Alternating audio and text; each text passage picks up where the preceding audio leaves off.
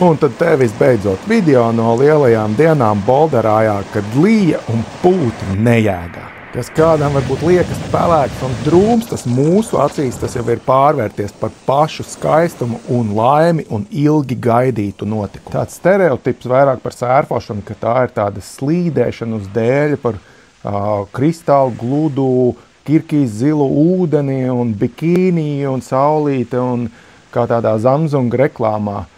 Ja paveic kaut kur, varbūt tā arī ir, bet īstenībā tas ir nedaudz citādāk un neticēs, ir vēl foršāk un labāk. No sākuma ir jāatrod sava vieta jūrā, ūdenī, dabas stihijā, un tad šis viss, kas izskatās kā tāds bardaks, sāk salikties harmonijā. Viens mans draugs vienreiz labi noformulēja. Sērfošana ir būšana jūrā, braukšana pa vilni ir tikai tāds bonus. Jūru nevar arī paņemt ar spēku, ir jārēķinās ar lielu darbu, neatlaidību un, protams, arī jāmīl sev pamocīt. Sērfošana ir ne tikai fiziski, bet arī mentāli prasīga. Jūras spēks salauzīs jebkuru raksturu. Skatoties uz šo te, droši vien liekas, ka ir arī daudz baudāmāki un košāki sporta veidi. Bet neaizmirsīsim to, ka pilnīgi visi dēļu sporta veidi kā augstāko labsajūtu tieši piemin sērfošanas sajūtu.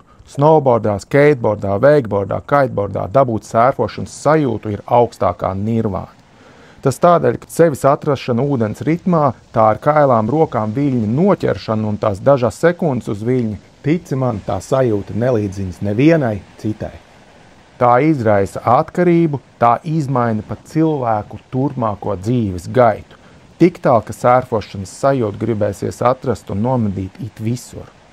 Rūdzens dzestrums, zilās krāsas ūdens trūkums, horizontālā krusu un lietus jau nu noteikti nav šķērslis īstam viļņu pārņemtai.